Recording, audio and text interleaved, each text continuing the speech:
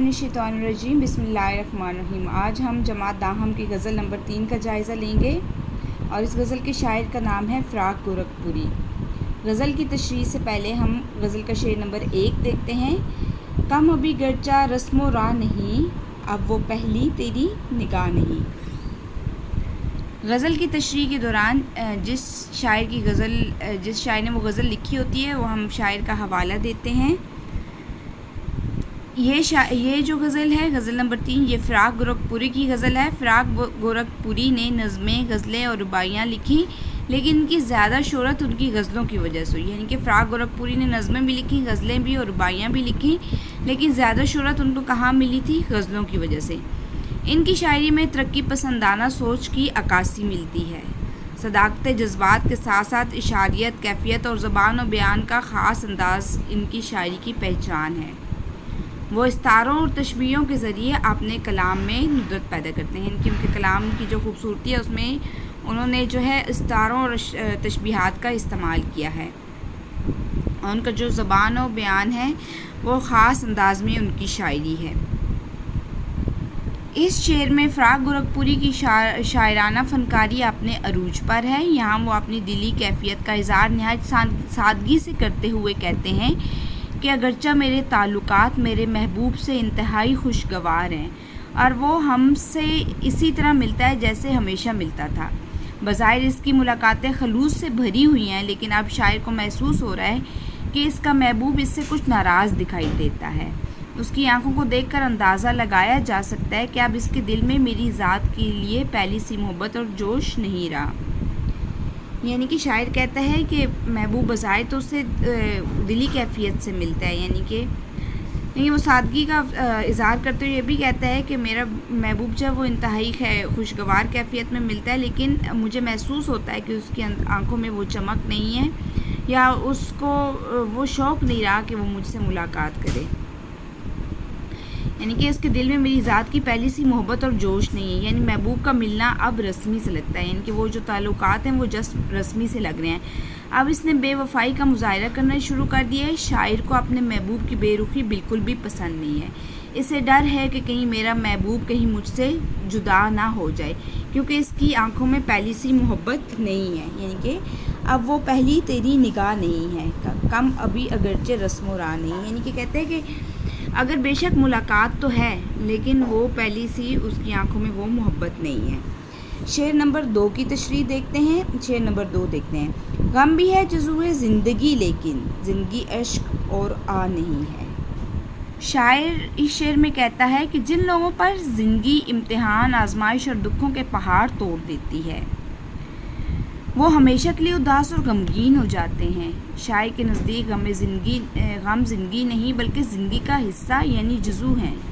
اس دنیا میں جہاں ہمیں بے پناہ خوشیاں نصیب ہوتی ہیں، وہاں ہمیں اس دنیا میں غموں سے بھی واسطہ پڑتا ہے۔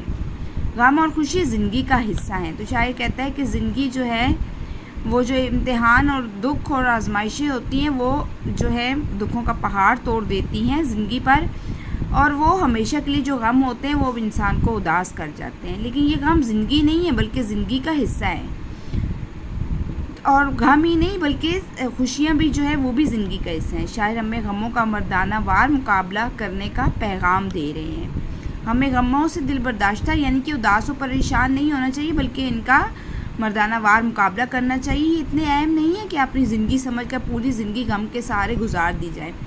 تو شاعر کا کیا کہنا ہے؟ فراق گورکھپوری کہتے ہیں کہ غم کو ہی اگر اپنی زندگی کا حصہ سمجھ کر پوری زندگی گزار دی جائے غم کے سہارے، تو پھر تو وہ ہماری کوئی زندگی نہ ہوئی، بلکہ وہ کہتے ہیں کہ ہمیں ہمت و حوصلے سے کام لیتے ہوئے ان غموں اور مشکلات کا سامنا کرنا چاہیے۔ اور غموں کے سامنے کیا کرنا چاہیے؟ ہتھیار نہیں ڈالنے چاہیے، بلکہ ان کا مقابلہ کرنا چاہیے۔ تشریح طلب شعر سے متعلقہ شعر ہم دیکھتے ہیں۔ ہم نے ہر غم سے نکھاری ہیں تمہاری یادیں، ہم کوئی تم تھے کہ وابستہ غم ہو جاتے۔ شعر نمبر 3۔ موت بھی زندگی میں ڈوب گئی، یہ وہ دریا ہے جس کی تھا نہیں۔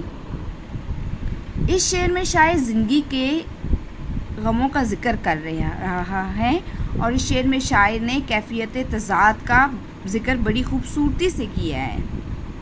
یعنی کہ موت بھی اور زندگی بھی.